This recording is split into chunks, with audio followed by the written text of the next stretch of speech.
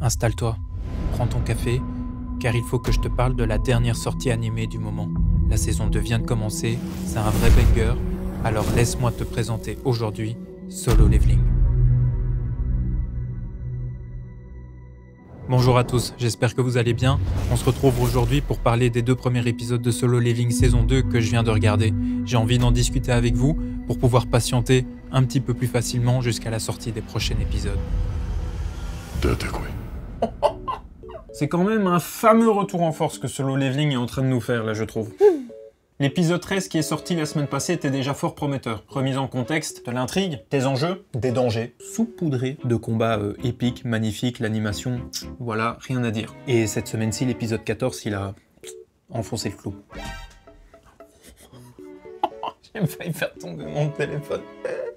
Et après cet épisode, encore plus de questions, encore plus de style, encore plus de hype, et encore plus d'impatience. Vivement samedi! Bon, tu l'auras compris, ces 2 épisodes, ils ont été très agréables à regarder de mon côté. J'ai vraiment passé un super bon moment, et je te propose aujourd'hui qu'on survole en fait ces 2 épisodes, et qu'on fasse ensemble une petite review des choses importantes qu'il faut retenir, et les choses qu'on a peut-être pu déceler un petit peu. On est parti? À partir de semaine prochaine, c'est un épisode par vidéo, tous les mercredis, à cette heure-ci. Et tu remarqueras qu'aujourd'hui, on fait 2 épisodes d'un coup. Pour tout te dire, en fait, la saison 2, elle est sortie tout pile le week-end où je sortais la chaîne YouTube. Donc c'était un petit peu compliqué de gérer le lancement de la chaîne, découvrir un petit peu tout cet univers, et en même temps vous faire une vidéo improvisée sortie le mercredi pour parler de ce premier épisode de la saison 2 de Solo Leveling. Alors si l'idée te plaît, que tu souhaites me soutenir et soutenir la chaîne, bien sûr, t'hésites surtout pas à t'abonner, à lâcher ton plus beau like et à écrire un commentaire, et pourquoi pas ce que tu as pensé de ces 2 premiers épisodes de la saison 2 de Solo Leveling. Et si t'aimes pas Solo Leveling, propose une animation, un film, une série que je pourrais regarder, conseille-moi. Sur ce, moi je vous souhaite de passer une très belle vidéo. C'est parti. Ah oui, il faut que je boive de temps en temps. L'épisode 13 est séparé en 2 parties. La première est là pour nous resituer dans le contexte. Il s'agit du premier épisode de la saison 2, il doit nous redonner les enjeux, l'intrigue, ainsi que les dangers que l'on retrouve dans Solo Leveling. Nous, on retrouve Jingwoo dans sa chambre, en train de dormir.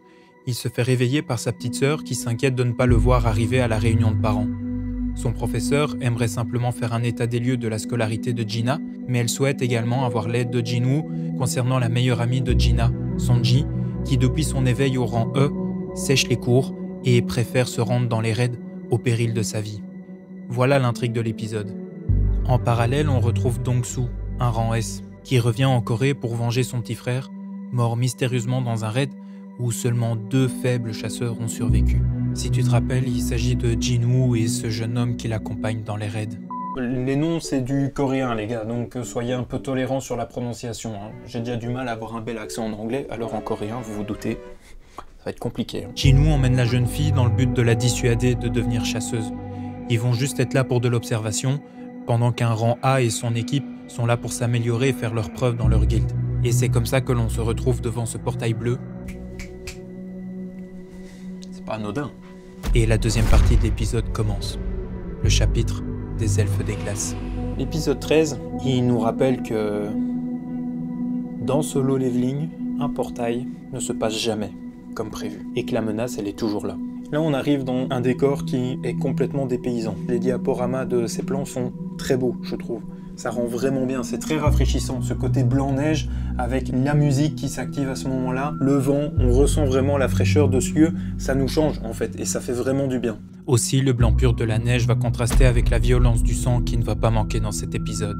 Un headshot à je sais pas combien de mètres de distance, une flèche dans les yeux, le gars, il a rien vu venir. Le seul qui a vu venir quelque chose, c'est Jinwoo. Et cet arrêt flèche, pépite. La réalisation de cet épisode est assez bien foutue et les équipes derrière tout ça ont vraiment bien travaillé parce qu'on ne voit jamais Jinwoo faire acte de se battre. Ça se passe soit en hors-champ lorsqu'il tue le premier ours, soit dit en passant, dans les scans, on le voit bien foutre une raclée monumentale à cet ours, chose qui ne se fait pas dans l'animé. Ils ont décidé, ils ont pris le parti pris de nous laisser l'imaginer, ce qui est, à mon sens, assez intelligemment fait. Et puis, surtout dans la deuxième partie de cet épisode, où Jinwoo va à la rencontre de la tanière des ours pour se battre contre absolument tous les ours, lui, on ne le voit pas se battre.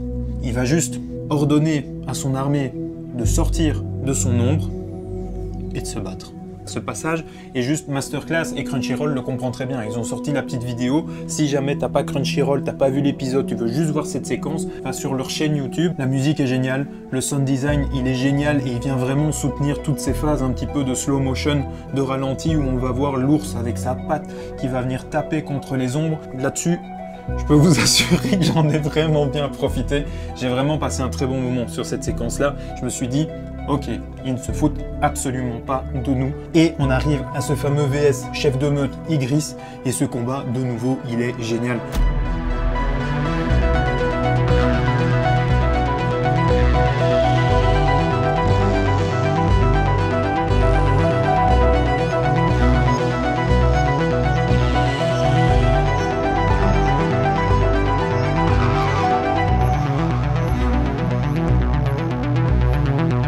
Ça nous montre à quel point Igris il est puissant, et Jinwoo le dit lui-même dans l'épisode, si Igris il avait pas perdu son épée, il n'était pas sûr de gagner. Donc en fait là Jinwoo et Igris ils sont à un niveau assez équivalent, on sait que Jinwoo il est fort. On sait que Jinwoo depuis la saison 1, il a acquéri une certaine puissance.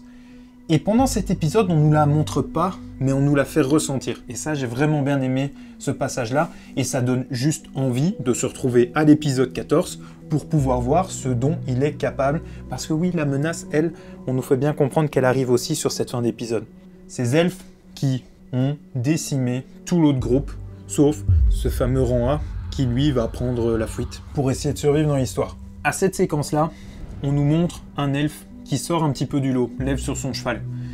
Et celui-ci, on nous fait comprendre que c'est peut-être bien lui, le boss du donjon. À la fin de l'épisode, on comprend que dans l'épisode prochain, on va avoir une confrontation. Jinwoo contre cet elfe. On ne demande que ça, de voir ce combat. Et on aura été servi dans l'épisode 14. Ceux qui ne suivent absolument pas Solo Leveling, au moins vous avez une idée de ce qui s'est passé dans cet épisode. J'espère aussi, j'avoue, vous avoir donné un petit peu envie de suivre Solo Leveling pour m'accompagner dans ces prochaines vidéos, pour qu'on puisse en discuter tous ensemble, parce que vraiment, je trouve que cette animation mérite d'être vue et mérite qu'on prenne le temps d'en parler et d'analyser un petit peu tous ces plans. Bon, pour ce qui est de l'épisode 14, tout ce que je pensais à la fin du 13, en fait, c'est un petit peu avéré vrai. On nous fait comprendre la puissance que Jinwoo il a, mais on nous le montre pas. L'épisode 14, il est là pour faire totalement l'inverse. C'est qu'on le sait, mais l'épisode, il nous le prouve. Et je peux le prouver. C'est ça qui fait que là, on a presque un épisode entier où on va voir Jinwoo avec des capacités de fou. Il vient de foutre en l'air une horde entière d'ours polaires, plus le chef de meute. Debout, ils sont tous à son service. Il se redirige vers le camp, et à ce moment-là, en fait, on retrouve ce fameux rang A qui pète un câble. Il devient fou parce qu'il se rend compte, en fait, que le groupe qu'il a envoyé en sacrifice pour lui pouvoir survivre, en fait, se porte très bien. Limite, ils sont en camp de vacances. Petite classe de neige, tranquille, allez, chocolat chaud, autour du feu, petite guitare à la main. Eux, ils vivent leur meilleure vie. Au final, Jinwoo, il est en train de faire tout le sale boulot de l'autre côté. Ce qui n'empêche que ce rang A, là, il pète un câble. Et avec l'image, on nous la montre bien. Comme si on avait utilisé un objectif d'appareil photo pour venir déformer le visage. On comprend vraiment la détresse, la folie et l'incompréhension du personnage. Et de nouveau, le son vient vraiment soutenir ces choses-là avec ses pensées, avec le petit clignement d'œil. On comprend, il part en cacahuète, Jinwoo arrive, très vite refroidi le monsieur. Sauf que le gars, lui qui pensait avoir fui les elfes, n'a pas fait une seule fois attention au fait qu'il était suivi. On arrive dans le summum de cet épisode 14, et là il y a quelque chose d'intéressant qui se passe. Les elfes qui ont arrêté de se dissimuler, parce que Jinwoo les avait ressentis, il leur a demandé de se montrer. Ils commencent à parler. Jusqu'à présent, les monstres, ils parlaient pas. L'épisode est bien amené parce qu'on se pose pas de questions. Au final, il est humanoïde, c'est un elfe, c'est logique qu'il parle notre langage. On passe sur autre chose. Et on comprend plus ce que Jinwoo il est en train de nous dire, parce qu'on se met à la place des membres de la guilde à côté. Et on se rend compte que Jinwoo, il a peut-être perdu une part d'humanité. Est-ce que ce petit gamin qui a failli mourir dans ce double donjon, c'est toujours le même depuis qu'il a le système dans sa tête? Parce qu'en fait, il parle le langage des monstres. Et dans les livres, on nous le montre bien, parce que toutes ces discussions-là, c'est écrit différemment. Les bulles blanches de bande dessinée qu'on a l'habitude de voir, dans le livre, elles sont pas comme ça. Elles sont souvent noires, écrites en rouge. Et ça montre bien le différent langage entre les deux. Jinwoo, il sait parler le langage des monstres. Il comprend ce que les monstres sont en train de dire. Et là, une information est donnée, et cette information, elle est très importante aussi. On a cette voix dans notre tête qui nous ordonne de tuer les humains. Sauf que pour toi, pour Jinwoo, les elfes n'entendent pas cet ordre. il n'y a pas cette voix qui dit à l'elfe « tue Jinwoo ». A l'inverse, ils ont cette voix dans leur tête qui leur crie, qui leur ordonne de tuer les humains. Il y a quelque chose qui pousse les monstres à tuer les humains, qui les ordonne à tuer les humains. Et ça vient, selon moi, encore confirmer ce questionnement sur Jinwoo et son humanité. Il parle le langage des monstres, il ne le sait même pas, il s'en rend compte lorsqu'au final, la fille derrière lui dit « Vous comprenez ce qu'il dit ?» Il comprend qu'il parle le langage des monstres, l'elfe lui-même est surpris qu'il est capable de parler son langage. Donc ça, c'est déjà une première chose qui nous pousse à dire que Jinwoo n'est peut-être plus si humain que ça. Et la deuxième, c'est que si au final, ils sont obligés de tuer les humains et qu'ils ne ressentent pas cet ordre en voyant Jinwoo, ben, ça pousse encore dans la logique que Jinwoo n'est peut-être plus si humain que ça. En tout cas, à l'heure actuelle, on ne sait pas réellement ce qu'est Jinwoo, mais on sent qu'on vient nous semer quelques graines. Est-ce qu'il est gentil ? Est-ce qu'il est méchant ? On commence vraiment à ressentir cette part d'ombre qu'il y a à l'intérieur de Jinwoo. Est-ce que c'est encore un humain ? Est-ce qu'au final, le Jinwoo qu'on a là devant nous, c'est le même Jinwoo que celui qui est rentré dans ce double donjon au début de la série ? Mais ce qui n'empêche que là, il y a une séquence, mais qui m'a rendu fier. L'elfe présente l'elfe à ses pieds, et pour respecter ta puissance, parce qu'il a décelé ta puissance, nous aimerions que tu fasses un combat contre lui. Il n'a même pas le temps de finir sa phrase, que le gars il est décapité. Et ce plan, il est satisfaisant. Et là commence le combat final de ce donjon, l'elfe contre Jinwoo. Et on ne sait pas trop équilibrer les niveaux. Et là, il se retrouve pris en sandwich, Jinwoo. Il a d'un côté l'elfe surpuissant, et de l'autre côté, le petit enfant gâté qui veut péter un câble. Tornade, on ne sait pas ce qui se passe, et on voit une sorte de nouvelle ombre mi-Hulk, mi-chevalier, pour la 3e fois. Et Jinwoo le dira à la fin de l'épisode, pour la 3e fois, il a dû tuer un humain. Sauf qu'il avait tout prévu. La claque qu'il a fait au rang A pour le calmer tout à l'heure, au final c'était pour l'énerver encore plus, le pousser à en vouloir à Jinwoo. Et Jinwoo nous le dit pendant le début du combat, il va me falloir une ombre plus puissante. Il savait déjà à ce moment-là, c'était qui cette ombre. Et cette ombre, c'est le rang A. En fait, Ygritte tue l'humain. Jinwoo, il prend possession d'une puissance folle. On a l'impression que de passer en ombre, il est devenu plus puissant. Il est beaucoup plus grand, et alors il a surtout un pouvoir. On peut le comprendre pendant l'épisode, mais il est beaucoup plus explicite dans les scans. Si vous avez bien remarqué, pendant le combat, à chaque fois que l'humain il fait ce cri de rage, où il y a ce dôme rouge qui vient se mettre, ben, l'elfe, il réagit. Ses yeux bifurquent sur le rouge aussi, et il s'attaque à lui. Je trouve qu'on ne nous l'a pas trop expliqué pendant l'épisode, mais si on est dans les livres, c'est un pouvoir. Et ce pouvoir, c'est le pouvoir de provocation. C'est comme ça qu'ils l'appellent. Et donc, à eux trois, ils arrivent à tuer ce fameux boss. Et effectivement, une fois qu'il est tué, le portail rouge, il disparaît. Et redevient ce portail bleu. Le donjon est terminé, le boss a été vaincu. Et pendant tout ce temps-là, c'est vrai que je vous en ai pas trop parlé, parce que c'était pas le plus important, mais Dong-Su, il était arrivé au pied du portail rouge. Et il était dans une rage folle de ne pas pouvoir rentrer, de ne pas savoir ce que ce Jinwoo fait au final dans un raid, avec une guilde qui n'est pas la sienne. Il comprend qu'il y a quelque chose qui n'est pas normal. On a ces fameuses discussions entre Dong-Su et le chef de la guilde qui commence un petit peu à s'intéresser au profil de Jinwoo. Et qu'il n'y a pas, encore une fois, qu'avec les monstres qu'il va falloir se battre. Avec les confrontations de Dong-Su et du maître de la guilde, ça nous permet de voir un peu le profil des rangs S. Jinwoo, il doit peut-être s'inquiéter aussi de ses rangs S. Est-ce qu'il a déjà la puissance d'un rang S seulement? Est-ce que c'est du bluff ou est-ce qu'il est capable de tenir tête à ce rang S, qui est un des meilleurs rangs S de la Corée? Je vous laisse me donner votre avis. J'aimerais quand même revenir sur cette fameuse part d'ombre que l'on voit dans Jinwoo. Ce moment où il a le visage assez sombre, ses yeux bleus ont l'impression de voir quelque chose que nous on voit pas. En tout cas, on nous montre de plus en plus ce côté de Jinwoo où il devient vraiment avide de pouvoir. Il voulait avoir à son service cette fameuse ombre supplémentaire. Sauf que, pour une fois, le scénario n'a pas voulu rendre Jinwoo plus cheaté que ce qu'il est déjà. En tout cas, ce qui fait qu'après ces 3 essais, il n'a pas pu récupérer l'ombre. Et c'est ça qui le met dans ces états.